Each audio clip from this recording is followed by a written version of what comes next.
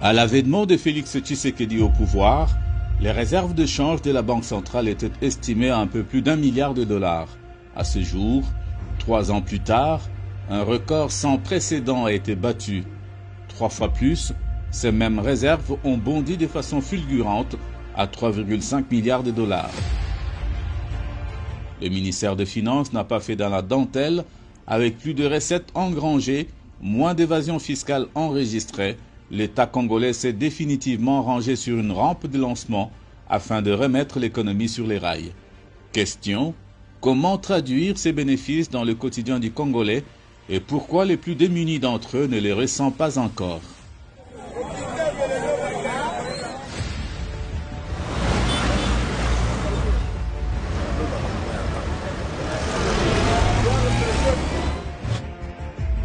Le 19 mai 2019, le président de la République, devant les gouverneurs de province, avait décliné ses priorités en 20 piliers. L'homme sera au centre des intérêts dans tous les domaines de la vie, recommandait-il. Au gouvernement, il y a eu ce reproche interpellateur lors d'une adresse à la nation devant les 2 chambres réunies en congrès. Je demande donc au gouvernement d'accélérer la mise en œuvre de projets à impact rapide et visible. En effet, dans les secteurs de l'eau et de l'électricité, ainsi que de la santé, pour ne citer que cela, la plupart des projets en cours souffrent d'un manque de coordination et d'une faiblesse de pilotage.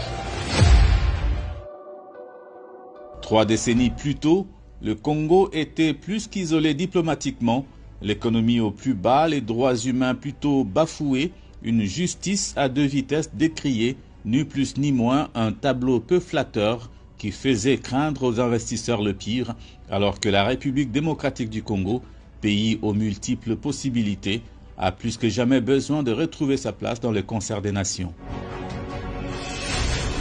Sans nul doute, loin de discours creux et sans substance, le nouveau régime voudrait s'affranchir de l'immobilisme en s'engageant dans une pleine restauration de l'état de droit et son autorité. Un chemin tortueux au vu de la réalité des 3 dernières décennies, plutôt caractérisée par une oligarchie fière d'avoir réussi à marginaliser la majorité de ses citoyens, délaissés dans la pauvreté et l'exclusion sociale. Dans toutes les nations du monde, lorsque 2 choses sont par terre, s'il y a une chose qu'on peut demander, sur laquelle il faut travailler pour relever la nation, c'est la justice. Les chrétiens disent même que la justice élève la nation et l'injustice baisse la nation. Donc on devrait travailler pour relever la nation par la justice. Moi qui vous parle, j'ai passé 395 jours en clandestinité dans cette ville parce que j'étais recherché. Mais ce qui n'est pas le cas de ce que je vois, ce que je faisais à l'époque, que d'autres sont en train de faire maintenant. Là, ils ne sont jamais inquiétés. Donc il y a cette volonté-là d'améliorer la situation de démocratie, liberté d'expression. La volonté d'en finir avec ce système s'est vite révélée avec le retour des exilés politiques, la libération des prisonniers d'opinion, l'humanisation des services de renseignement et une liberté d'expression plutôt débridée. D'un État quasiment policier, la République démocratique du Congo se transforme petit à petit, mais sûrement en un État soucieux de sa démocratie et garant de sa constitution. Cette impulsion qu'il a donnée a permis aujourd'hui que la justice puisse se réveiller. C'est vrai qu'il y a encore des choses à faire pour qu'elle atteigne le régime qu'il faut, c'est-à-dire le régime d'une justice qui devra porter réellement la consolidation d'un état de droit. Mais 3 ans après, nous avons vu des magistrats, certains magistrats, prendre conscience du fait qu'ils sont indépendants et que cette indépendance qui est décrétée dans la Constitution ne doit pas être quelque chose à leur servir sur un plateau en or, mais c'est un état d'esprit qu'eux-mêmes doivent développer. Cela veut dire que cette indépendance ne voudrait pas dire que c'est un libertinage, un revirement vers les abus ou la constitution d'un gouvernement des juges ou des magistrats, mais c'est se mettre au service du droit et pour le droit. Se sentir être dans un devoir, d'avoir le devoir de ne servir que les droits, et cela passe par leur engagement dans la lutte contre la corruption sous toutes ses formes. L'administration de la justice est un des attributs régaliens de l'État. Et pour bien l'administrer, l'État doit investir. Aujourd'hui, nos cours et tribunaux, les parquets fonctionnent sans frais de fonctionnement. Ce qui est donné aux magistrats n'est pas à la hauteur de la...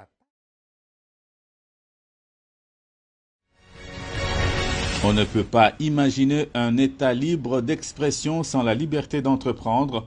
L'arrivée de Félix Antoine Tshisekedi au pouvoir est venue consolider un climat des affaires qui sonnait comme un simple slogan jadis, dans un pays qui a pourtant tout pour plaire, de par son potentiel. Relever une nation, la sortir de son isolement, c'est doit d'être une...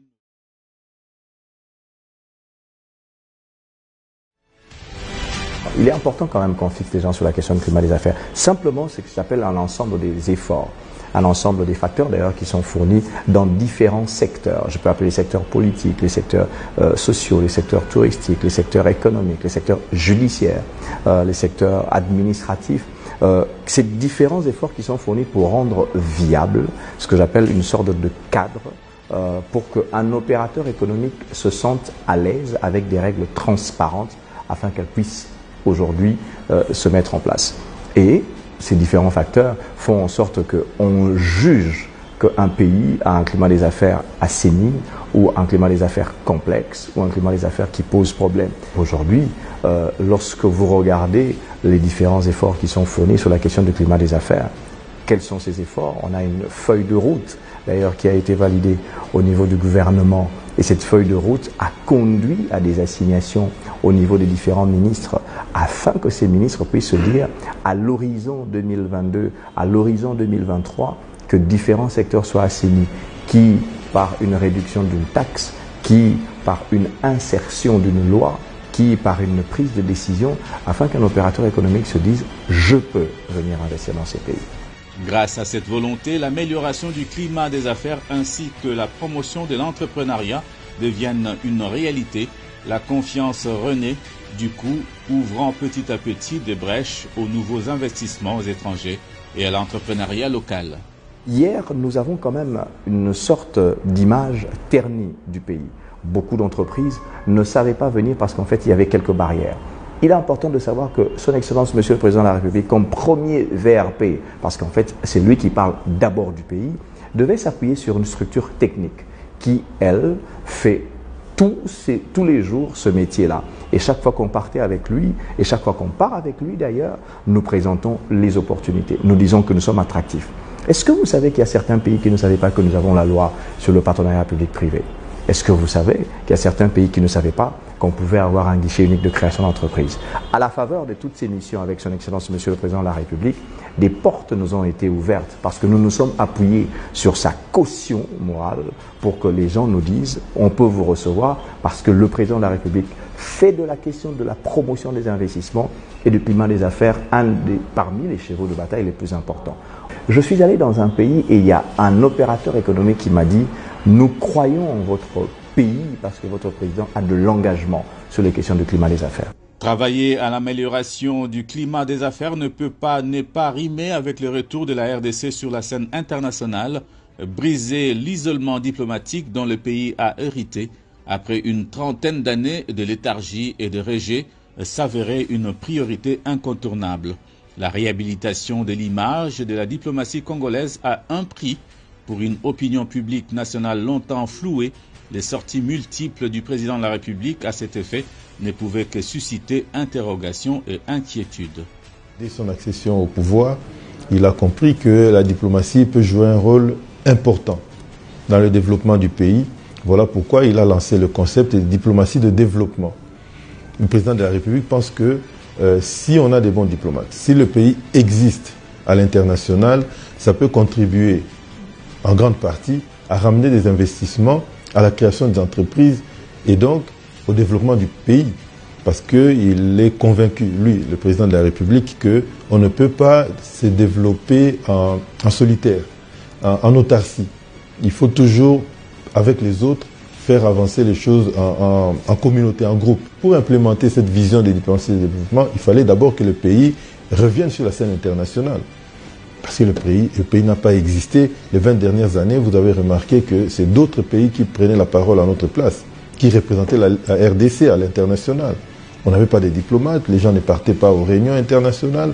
Et donc, le président a dit, les Congolais doivent revenir et prendre en charge leur destinée, leur pays.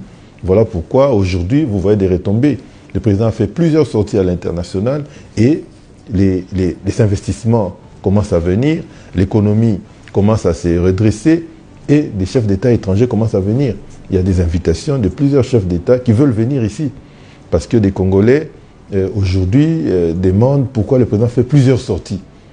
Mais en même temps, ils vont constater que cette année et l'année prochaine, il y aura d'autres chefs d'État qui feront plusieurs sorties ici pour venir signer des accords. Donc, il n'est pas sorti pour rien en aller simple, non. Il est sorti pour aller remettre le pays là où il doit être. C'est des signaux forts qui montrent que le pays commence à reprendre sa place. On a eu le président turc et le président Erdogan ici. On aura d'autres grands leaders de ce monde qui viendront couronner l'action du chef de l'État en retour, parce que lui, il a été là-bas. Et le président a des invitations dans le monde entier. Ce n'est pas qu'il sort pour son plaisir, non. Il y a des invitations en Inde, il y a des invitations en Chine. Le président chinois a invité notre président à visiter la Chine. Il y a des grands de ce monde qui veulent parler avec notre président et comprendre les enjeux.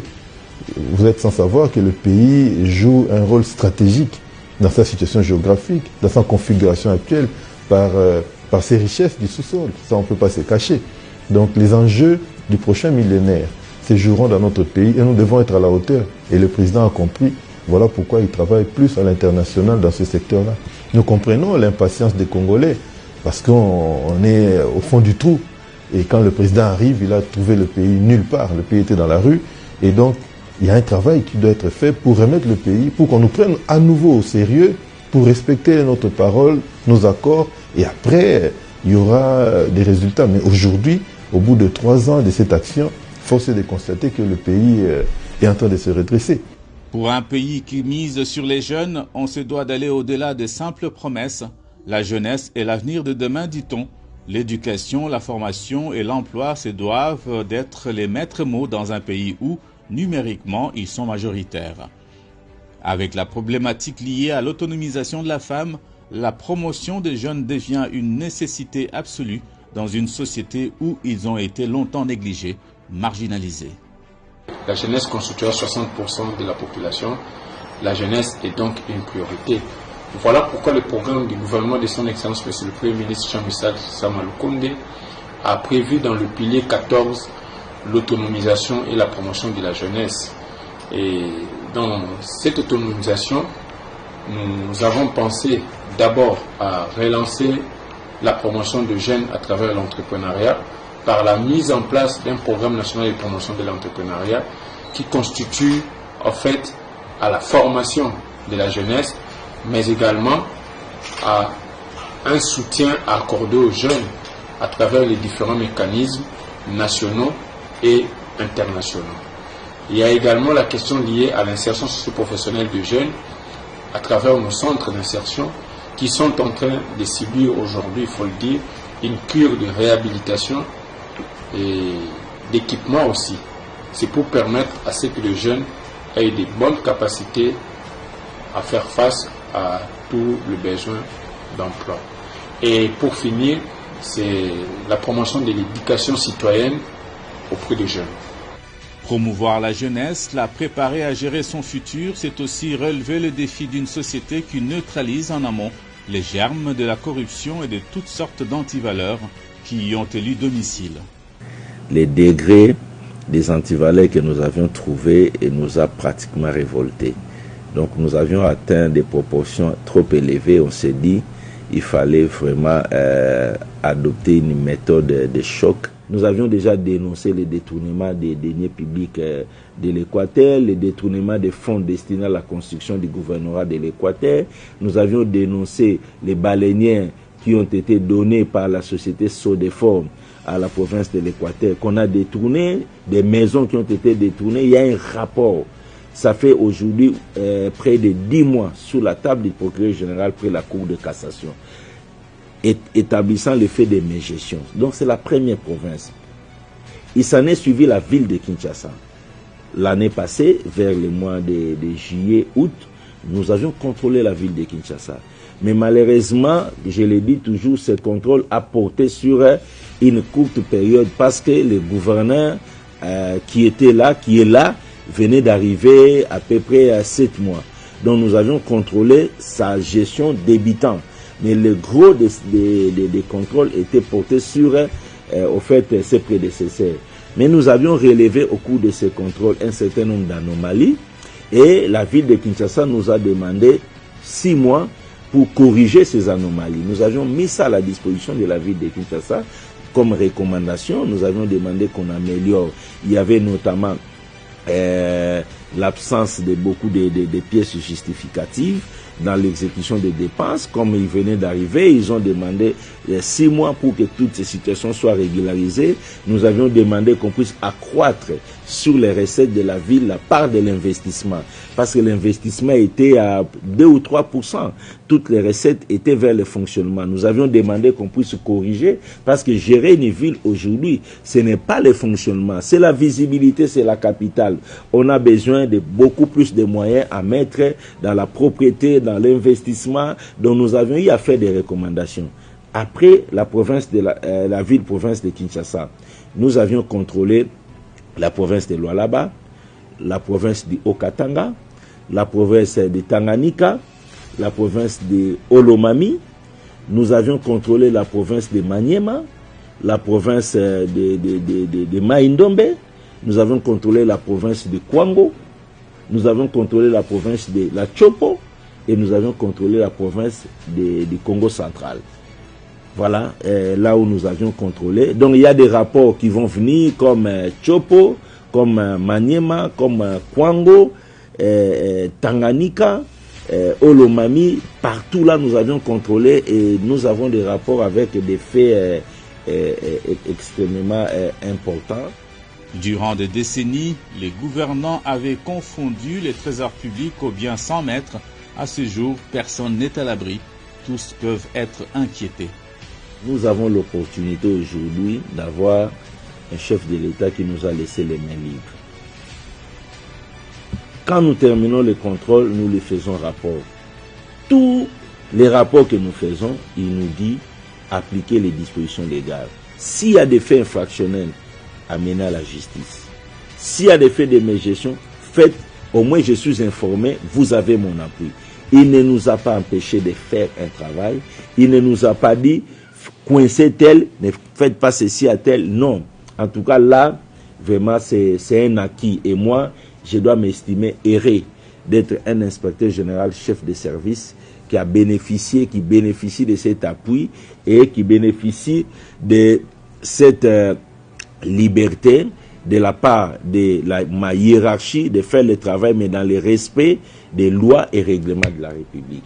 On a eu à faire procès CECOP, on a procès BCECO, on a procès OCC.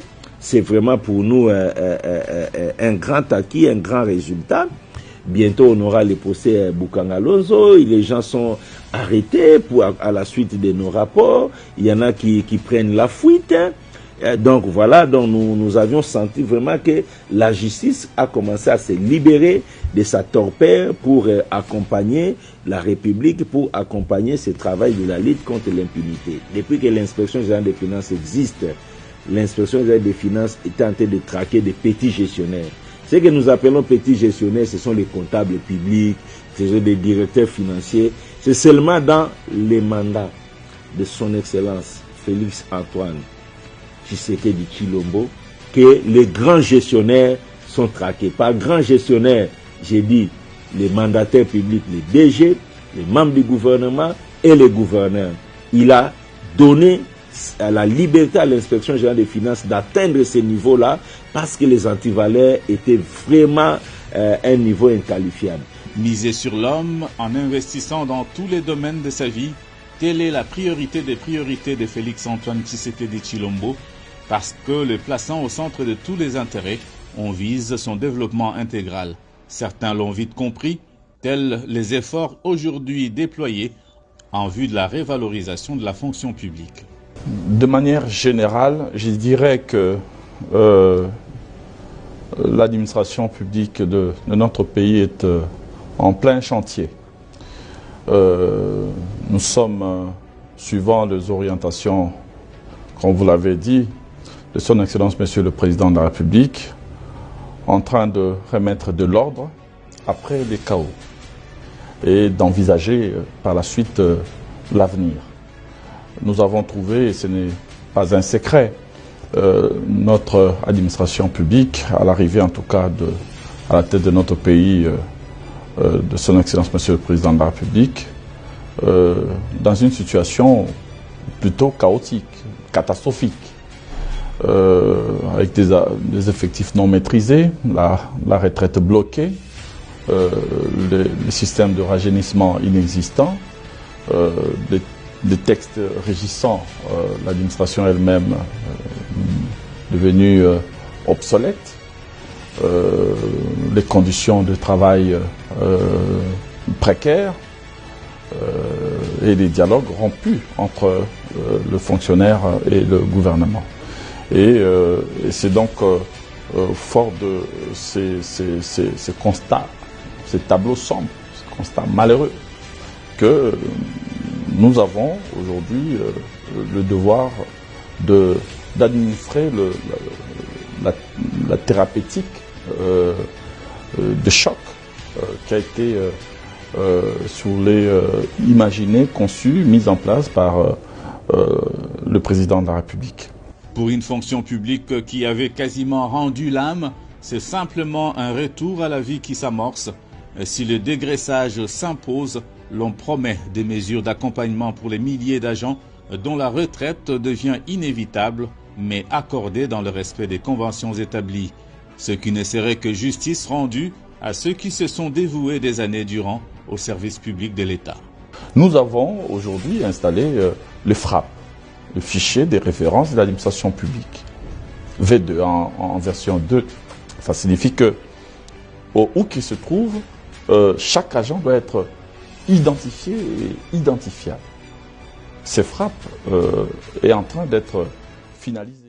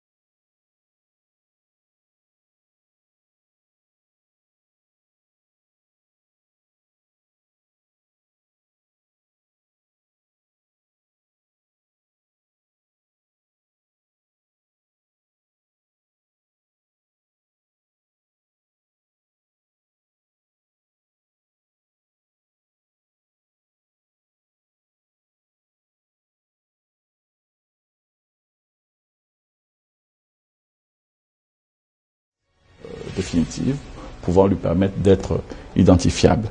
Et ensuite, dès lors que nous aurons maîtrisé les effectifs, je l'ai dit, nous allons relancer la retraite. Pour cette année, je crois, nous sommes en train de faire partir 5000 personnes dans un premier temps, c'est-à-dire que dès l'échéance du mois de juillet-août, et vers décembre, nous misons avec les partenariats que nous avons noués avec le FMI et la Banque mondiale, faire partir 30 000 agents publics. Parce que, pour la petite histoire, nous avons dans le système plus ou moins 350 000 agents qui sont éligibles à la retraite. Et ces départs vont nous permettre d'ouvrir la vanne du rajeunissement qualitatif. Et nous voulons aussi en même temps compétitif, avec des concours dans chaque province, parce qu'il faut que ces rajeunissements se fassent sur toute l'étendue du territoire national. Et avec ça, nous allons maintenant commencer un nouveau chapitre de notre administration publique avec ces jeunes qui maîtrisent les outils informatiques. On espère maintenant accélérer le processus pour la modernisation de l'administration. Je ne veux plus dans notre pays, et ça c'est le souhait du président de la République, quand il dit qu'il veut que le fonctionnaire puisse retrouver sa dignité d'attente, eh bien, moi, je souhaite qu'on ne puisse plus regarder un fonctionnaire comme, en tout cas, un simple agent avec un salaire qui va avec, mais plutôt comme une ressource humaine, une valeur ajoutée, un acteur du développement, quelqu'un qui crée de la richesse, mais qui n'est pas une charge pour l'État. Mais il y a aussi ceux qui sont sans voix, des anciens retraités, ceux qui ne peuvent plus manifester. Là aussi, le président de la République a souhaité voir une amélioration nette de leurs conditions de travail parce qu'il n'a pas accepté de voir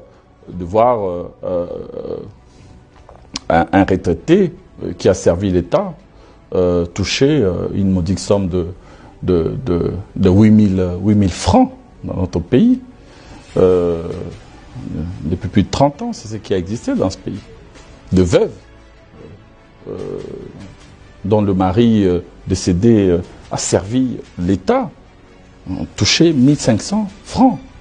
Aujourd'hui, nous avons porté une réforme sous la coordination du Premier ministre à la demande du Président de la République qui multiplie, en tout cas qui augmente en moyenne de 340% ici à Kinshasa et de plus ou moins 800% pour les fonctionnaires en province, les fonctionnaires retraités, les anciens retraités d'avant 2015, avant que l'on ne puisse créer la SENSAP, parce que tous seront déversés et désormais donc à la SENSAP pour voir leur traitement révalorisé. Le rêve d'un pays où il fait beau vivre, exempt des tracasseries et d'oppression, un pays où la démocratie restera le corollaire de la liberté d'expression. Nous devons saluer une des mesures qui a été prise par le chef de l'État, supprimer toutes les barrières. Moi, je suis parti de Tchikapa jusqu'à Kinshasa. J'avais compté à l'époque 42 barrières. Autour de ces barrières, on tentait de rançonner la population. Je suis parti de Mwanda jusqu'à Kinshasa, il y avait 26 barrières. Et lorsqu'on évalue tous ces éléments, je me rends compte que le travail du chef de l'État de supprimer toutes ces barrières a bénéficié à la population. Donc ça, ce sont des choses qu'il faut saluer. Pendant ce temps, lutte aux mesures qui sont accompagnées sur les droits des citoyens, la liberté de circuler, de manifester, qui a été conservée.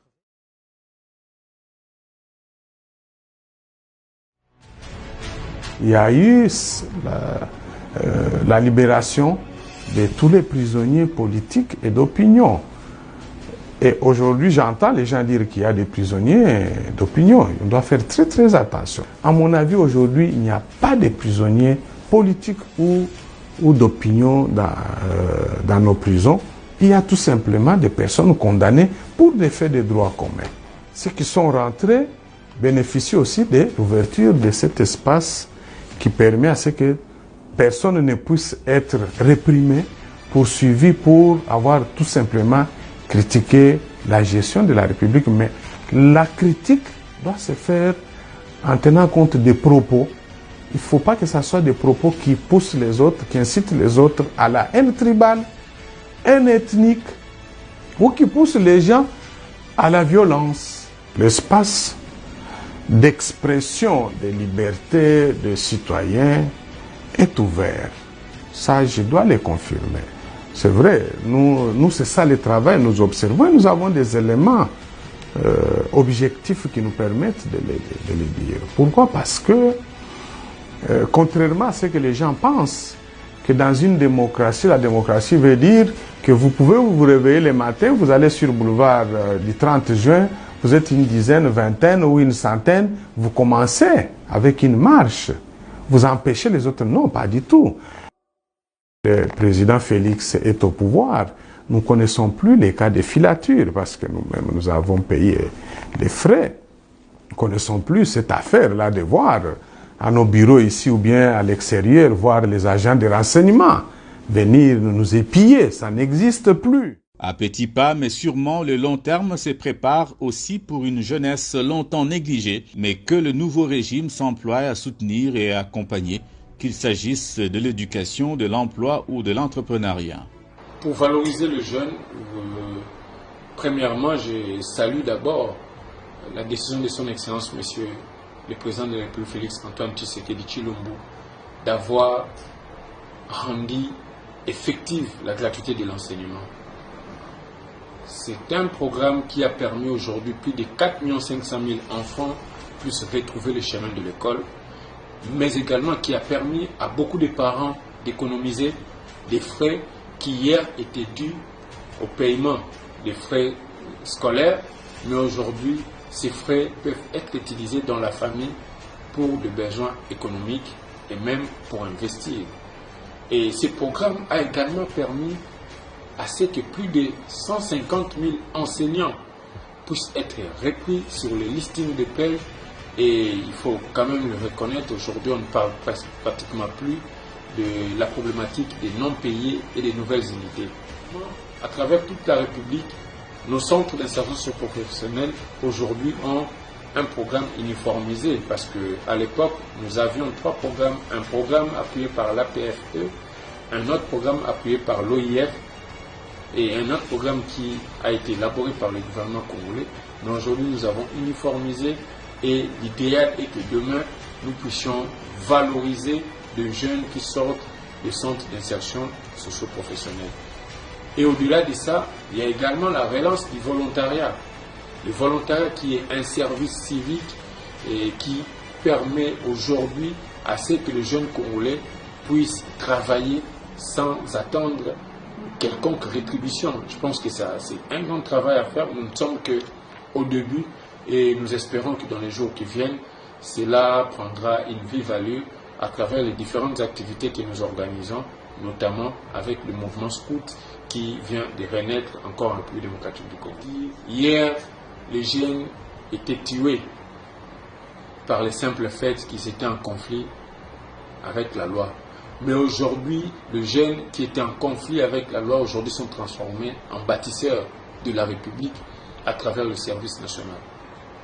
Aujourd'hui, les jeunes entrepreneurs qui n'avaient pas de financement sont financés par l'État congolais et ce sont des subventions qui sont sans remboursement. Aujourd'hui, les jeunes Congolais qui n'avaient pas accès à des postes de responsabilité sont aujourd'hui ministres, membres du cabinet de son Excellence Monsieur le Président de la République, membres des cabinets ministériels et dans diverses institutions de la République. Et je pense que les jeunes, nous devons continuer à croire.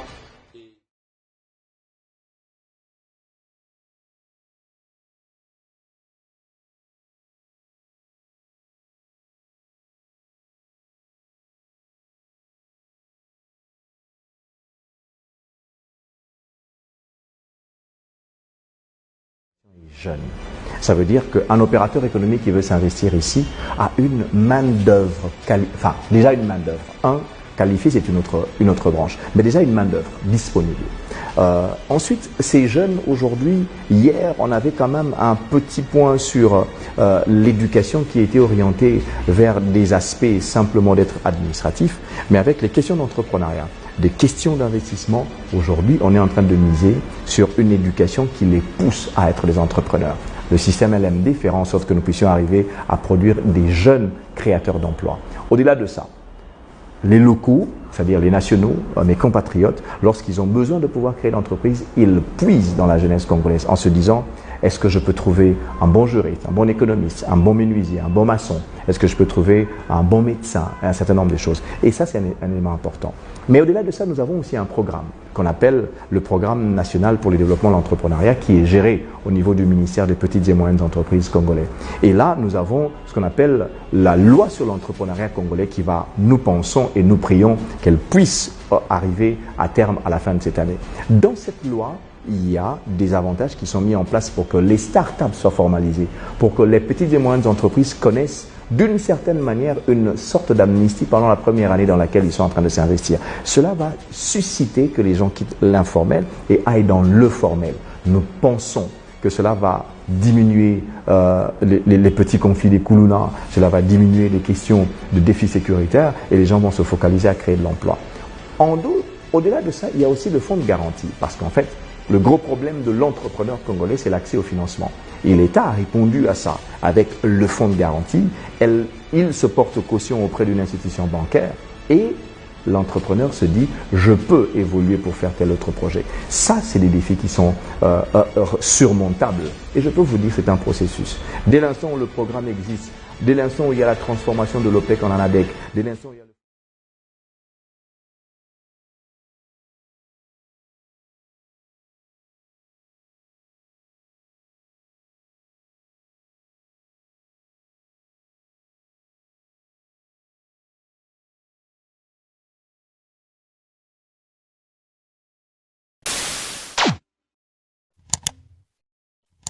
Africa cool, et abena cool, ouais. Africa cool, abena cool, le quoi cool matopi, cool. Et ça chaîne est bien, et puis vous êtes très rapide, et ça très rapide, et ça chaîne mon co, bah quoi ça a bien confiance. En tout cas, nazo senga na bato oyo nanu ba souscrire te bazwa. Donc, et ça vraiment net oyo ba lobakaki, boka lelo, lamba lelo, lia lelo. Vous voulez le Congo pour que le Congo devienne cool? Pour suivre les cooles analyses, alors revenez et abonnez-vous massivement. Massivement. Africa Cool, c'est la destination de prédilection pour une communication optimale. Longo Dianabino Mama.